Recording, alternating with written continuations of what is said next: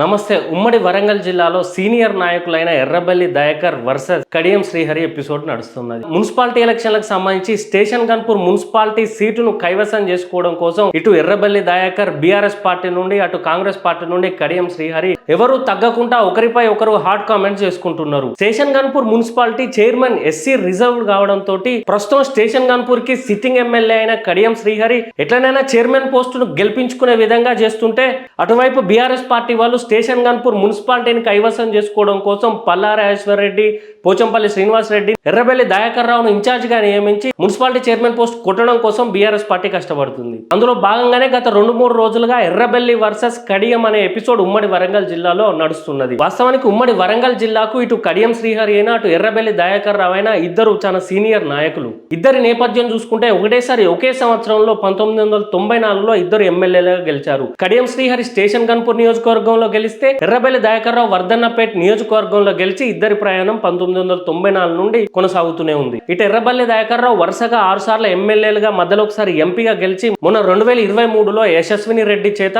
ఓడిపోవడం జరిగింది. 2018లో ఎమ్మెల్యే గెలిచినాక మంత్రి పదవి కూడా దయాకర్ రావు చేయడం జరిగింది. 2018 నుండి 2023 వరకు మంత్రిగా కొనసాగిండు. ఇటు కడియం శ్రీహరి గారు కూడా ఎమ్మెల్యేగా, ఎంపీగా, ఎమ్మెల్సీగా గెలిచి తెలంగాణ 2వ ఉప ముఖ్యమంత్రిగా కూడా పనిచేయడం జరిగింది. ఉమ్మడి వరంగల్ జిల్లాలో ఇద్దరు సీనియర్ నాయకులు ఎమ్మెల్యేగా, ఎంపీగా, ఎమ్మెల్సీగా, మంత్రులుగా పనిచేసిన అనుభవం వీళ్ళకున్నా కూడా ఇప్పుడు మున్సిపాలిటీ ఎలక్షన్లు వచ్చేసరికి ఒకరి మీద ఒకరు మాటల యుద్ధం చేసుకుంటున్నారు. ప్రస్తుతానికి కూడా ఎర్రబెల్లి దయాకర్ రావుది పర్వతగిరి నియోజకవర్గం అయితే, కడియం శ్రీహరి గారిది స్టేషన్ గన్పూర్. బీఆర్ఎస్ పార్టీ నుండి స్టేషన్ గన్పూర్ది తాటికొండ రాజయ్య గారు ఉన్నారు. అయితే ఇష్యూ ఎక్కడ స్టార్ట్ అయిందంటే, ఈ మున్సిపాలిటీ ఎలక్షన్లలో గెలవాలని క్యాంపెయిన్లు చేస్తుండగా ఎర్రబెల్లి దయాకర్ రావు కడియం శ్రీహరి గారి మీద చాలా ఘాటైన వ్యాఖ్యలు చేసిల్లు. కడియం శ్రీహరి అధికారం ఏ పార్టీలో ఉంటే అదే పార్టీలో ఉంటాడు, ఆయనకు అధికార పిచ్చి ఎక్కువ, ఎన్నిసార్లు ఓడిపోయినా కూడా అధికారంలో ఉండే పార్టీకి పోతే గెలుస్తానని చెప్పి అధికారంలో ఏ పార్టీ వస్తే అల్లకే పోతాడని, 10 సంవత్సరాలు టీడీపీలో ఉండి మంత్రిత్వ శాఖ అనుభవించినా కూడా తెలంగాణ రాష్ట్రం ఏర్పడడంతో టీఆర్ఎస్ లా జాయిన్ అయి అక్కడ కూడా ఉప ముఖ్యమంత్రిగా పనిచేసినాక మళ్ళా టీఆర్ఎస్ 2023లో బీఆర్ఎస్ ఓడిపోయి కాంగ్రెస్ పార్టీ అధికారంలోకి వచ్చిన 2-3 నెలల్లోనే కడియం శ్రీహరి కాంగ్రెస్ పార్టీలోకి జంప్ అయి తన కూతుర్ని ఎంపీగా నిలబెట్టుకుని గెలిపించుకున్నాడు. ఇట్లా అధికారం ఏ పార్టీలు ఉంటే ఆ పార్టీకి పోతాడు, పదవులు అనుభవిస్తాడు.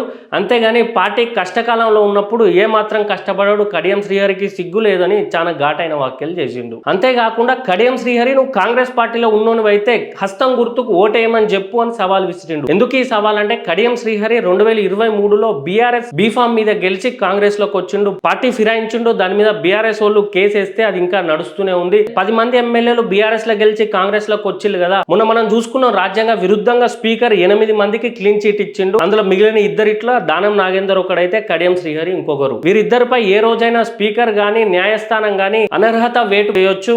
అది గానీ జరుగుతాయి. ఇటు ఖైరతాబాద్ లో, అటు స్టేషన్ గన్పూర్ లో మళ్ళీ బై ఎలక్షన్ వచ్చే ఛాన్సెస్ కూడా ఉన్నాయి. అయితే అటువంటి సందర్భం నడుస్తుండగా వీళ్ళు ఖచ్చితంగా కడియం శ్రీహరి నేను కాంగ్రెస్ పార్టీయే, మీరు హస్తం గుర్తుకు ఓటేసి కాంగ్రెస్ పార్టీని గెలిపియండి అని మీడియా ముఖంగా అనలేడు. ఆయన అంటే ఆయన ఎమ్మెల్యే సీటుకే ప్రమాదం గనక, పార్టీ ఫిరాయించిండు గనక ఆయన అట్లాంటి వాక్యాలు అనలేడని ఆయనకు సవాల్ చేసిండు ఎర్రబెల్లి దయాకర్ రావు. అయితే దానికి కౌంటర్ గా కడియం శ్రీహరి ప్రెస్ మీట్ పెట్టి ఎర్రబెల్లి దయాకర్ ను మనవరాలు వయసు ఉండే యశస్విని రెడ్డి చేతిలో ఓడిపోయినావు, నీకు సిగ్గు లేదా, 50-55 వేల ఓట్ల తేడాతో ఓడిపోయినావు, నీ సిగ్గెడ పెట్టుకున్నావు, ఎన్నిసార్లు గెలిచినా అన్నావు కదా, ఏం అభివృద్ధి పనులు చేసినావు, నన్ను బీఆర్ఎస్ లకు వచ్చినా అని తిట్టినావు కదా, నువ్వు ఏ పార్టీకి వచ్చినావు, టీడీపీ నుంచి నువ్వు కూడా బీఆర్ఎస్ లకే వచ్చినావు కదా, నేను న్యాయబద్ధంగా వస్తే నువ్వు మాత్రం టీడీపీ ఎమ్మెల్యేలందరినీ కేసీఆర్ కమ్మినావు, మరి నీ రాక ఏ నైతికం అని చెప్పి కడియం శ్రీహరి గారు కౌంటర్ ఇవ్వడం జరిగింది. ఇక్కడ ఏదేమైనప్పటికీ ఉమ్మడి వరంగల్ జిల్లా సీనియర్ నాయకులు వాళ్ళు చేసిన తప్పులను ఒకరిదొకరు తిట్టుకుంటా స్టేషన్ గన్పూర్ మున్సిపాలిటీ కోసం వీళ్ళ ఇజ్జత్ వీళ్ళే తీసుకుంటున్నారు. ఇక్కడ వాస్తవానికి బీఆర్ఎస్ పార్టీ హైకమాండ్ కూడా కడియం శ్రీహరి మీద ఫుల్ కోపంతో ఉన్నది. అందుకే ఒక మున్సిపాలిటీని గెలవడానికి పోచంపల్లి శ్రీనివాస్ రెడ్డిని, పల్లా రాజేశ్వర్ రెడ్డిని, ఇటు ఎర్రబెల్లి దయాకర్ రావును దింపి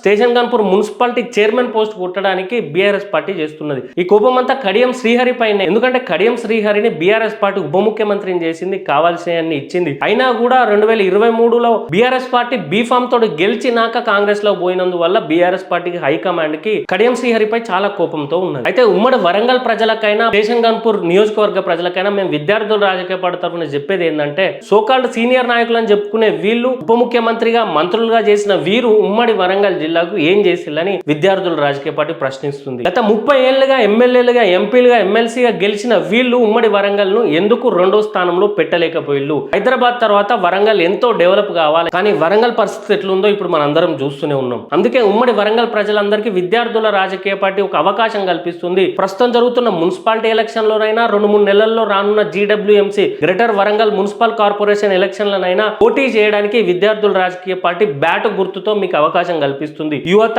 మహిళలు, సామాన్యులు రాజకీయంలోకి రావాలని మన హెచ్ సునీల్ అన్న గారు ఈ విద్యార్థుల రాజకీయ పార్టీ స్థాపించి రాష్ట్ర భవిష్యత్తు కోసం పనిచేయడం జరుగుతుంది. కావున ఉమ్మడి వరంగల్ ప్రజలందరికీ మేము చెప్పేది ఒకటే, మీరు ఓటేయడానికి బ్యాలెట్ బాక్స్ ముందుకు పోయినా, ఈవీఎంల ముందుకు పోయినా బ్యాట్ గుర్తుతో విద్యార్థుల రాజకీయ పార్టీ కనిపిస్తుంది. తెలంగాణలో రాజకీయ వ్యవస్థ మారాలన్నా, సామాన్యులు రాజకీయం చేయాలన్నా, మన రాష్ట్ర సంపదను మనం కాపాడుకోవాలన్నా మీరు మన విద్యార్థుల రాజకీయ పార్టీకి ఓటేయాలి, ముందుగా వచ్చి పోటీ కూడా చేయాలని తెలియజేస్తూ జై తెలంగాణ, జై VRP.